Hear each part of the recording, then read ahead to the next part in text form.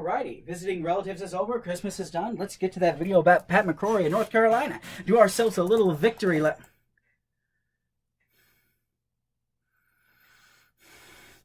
God fucking damn it!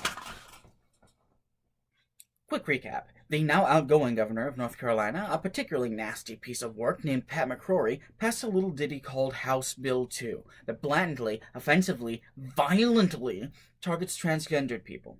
Subsequently, everyone who supports civil rights and their mothers decided to boycott North Carolina, not just economically, but as a metaphysical concept. Which, strangely enough, I am reading has made no meaningful dent in the overall state economy.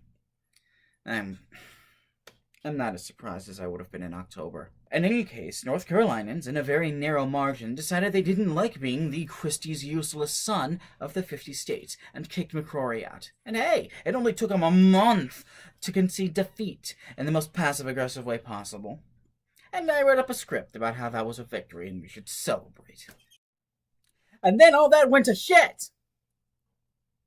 Under the pretext of passing disaster relief bills, and to their credit, after passing said bills, the Republican-led body proceeded to pass several bills stripping the governor of certain key powers, creating a process wherein the state Senate has to approve state cabinet appointments, and removing over 1,000 positions the governor may have appointed. They also tampered with the North Carolina State Board of Elections, merging it with the Ethics Board, and functionally giving themselves a small advantage in even-numbered years.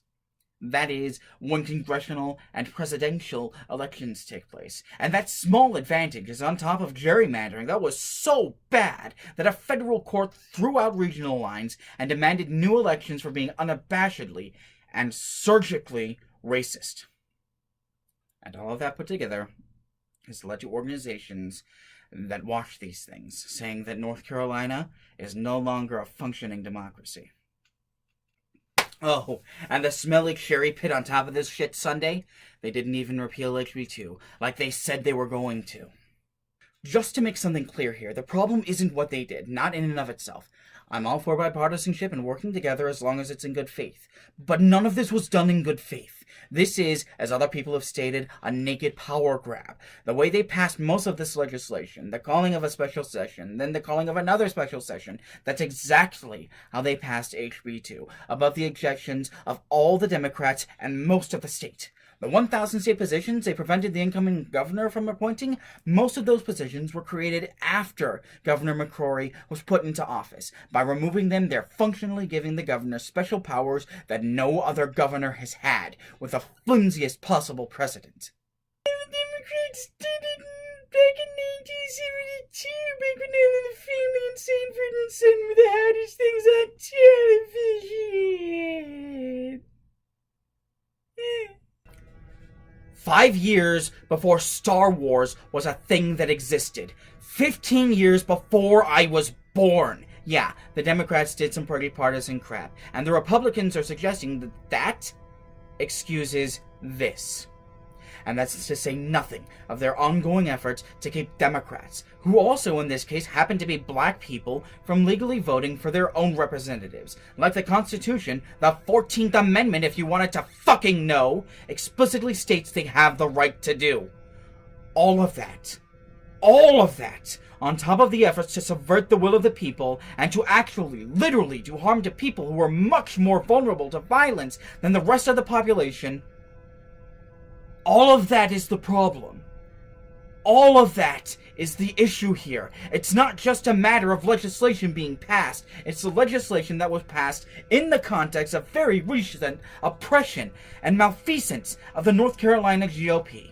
It is not speculation and it is not exaggeration to say that these actions were undertaken so that the North Carolina GOP could continue to inflict undue harm to the people in their state. And the worst part is they don't care.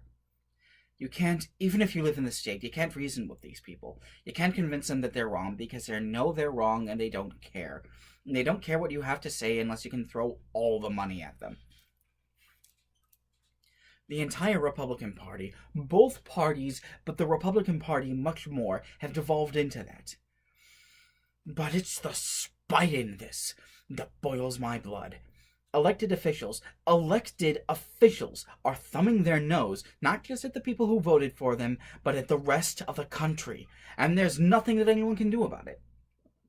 And what's worse is that this kind of dysfunction, this kind of incompetence and unfettered partisanship has become commonplace. In Michigan, it's caused a crisis in Flint. Here in Illinois, it's causing the murder rate in Chicago to skyrocket. And yes, that's almost entirely to blame on Bruce Rauner.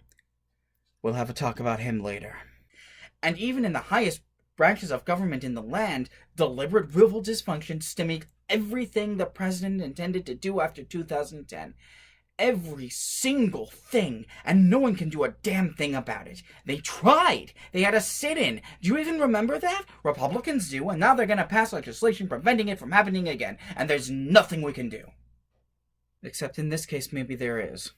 The NAACP has advocated for a much larger boycott of North Carolina than is presently going on. Get in on that. If you live in another state, ask your state not to do business with North Carolina anymore. If you're in a foreign nation, and I'm pretty sure at least one of you watching this is, petition someone in your country to, I don't know, put out a strong travel advisory for North Carolina.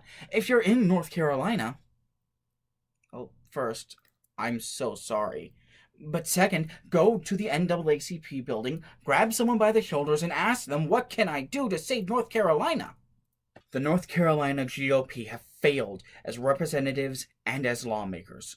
Show them they have failed. Show them that they have thumbed their noses at democracy, at their state, and at this nation for the very last time. Alrighty, it's 6:30 in the morning. I almost finished the vid, and I realized I forgot to mock up an intro. Unfortunately, I'm in my gym clothes. I'm going to the gym in about half an hour. If I seem a little bit animated, it's because this is important to me. I'm not... Injustice anywhere is a threat to justice anywhere.